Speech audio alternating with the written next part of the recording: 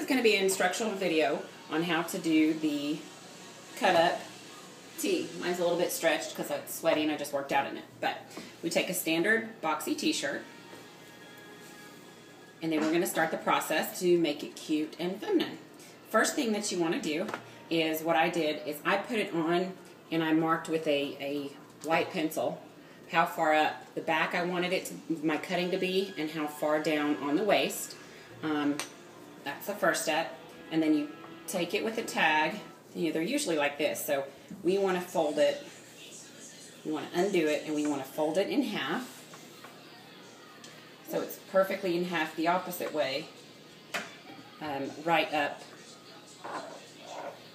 to the tag, right in the middle. And then once we have that done, you're going to lay it down so you're looking at the back.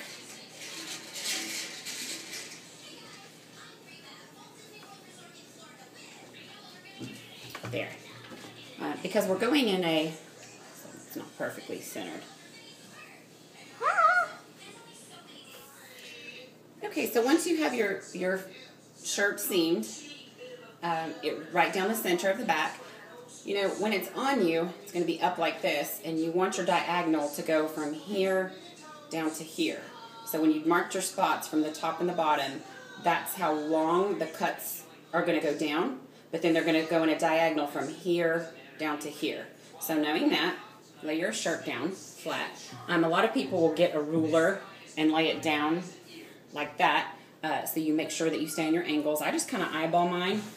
Usually I don't even mark it, I just take the scissors, but you can get the white pencil and you can go out and you can make your lines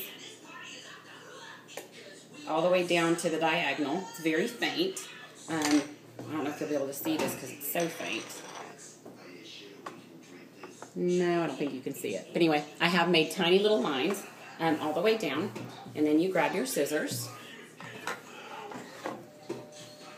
and you start cutting. You don't want to make the sections too thin.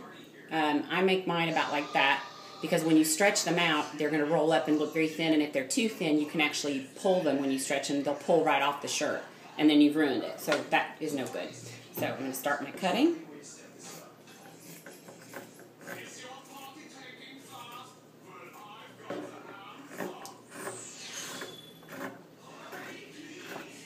There, you'll see, I'm not going to leave the video on for all of them because that'll just take too long, but you can see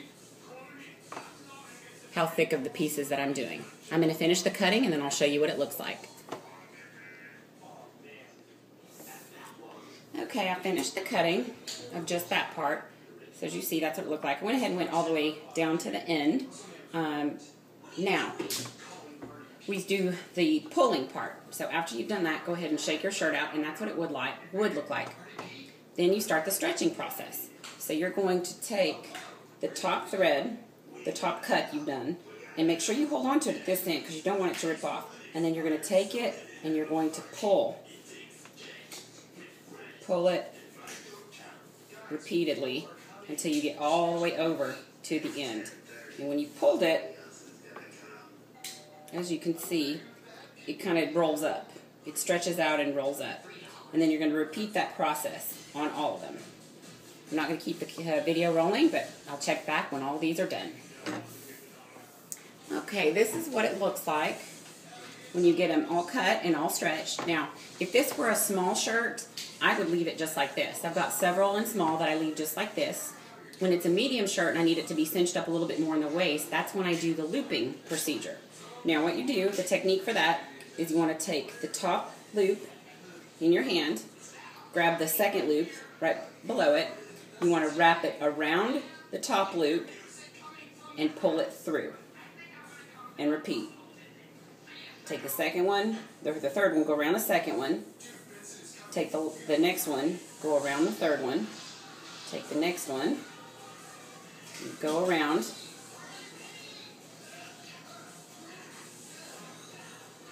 next one, around, next one, around, and then the last cut piece, and you go around. Now, I haven't tied it off yet, but I want to bring it closer just so you can see what that looks like. That's one technique, one way to do it. I'm actually going to reverse it because I like it better when it's looped the other way. So you just reverse the direction that you ran the loop through, which is what I'm going to do. So I'm going to take the second loop and go up behind the first one and pull down. The next one, up behind and pull down. Next one, behind, pull down. Next one. I think you get the picture. Until you get all the way to the end.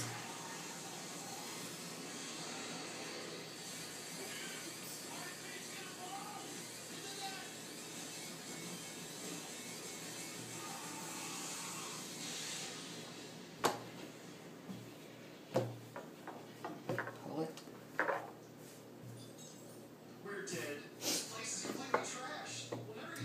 And then I'll show you.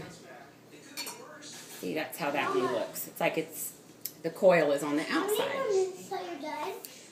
Now, sometimes when you go really wide across the shirt, it can create a big gap right here. So what I do to create a little different look and to combat the big gap if I'm going wide is cut an additional little tiny hole at the top, and then you start the process but circling through the small hole first. So you take your first wide one and loop it through the wide and kind of pull it down, and then repeat the process.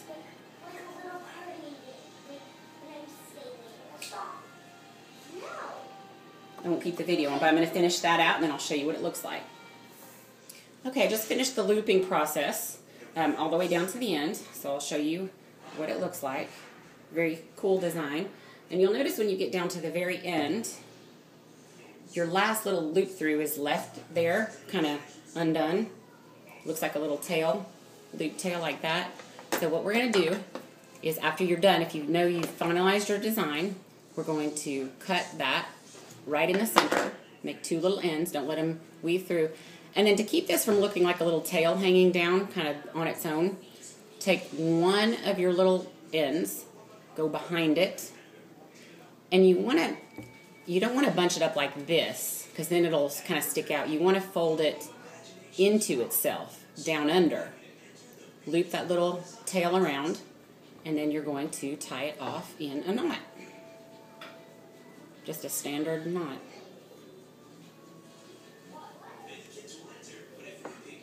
Make sure it's kind of right in the center. Tie it off in the knot. And then tug on it so it gets nice and tight.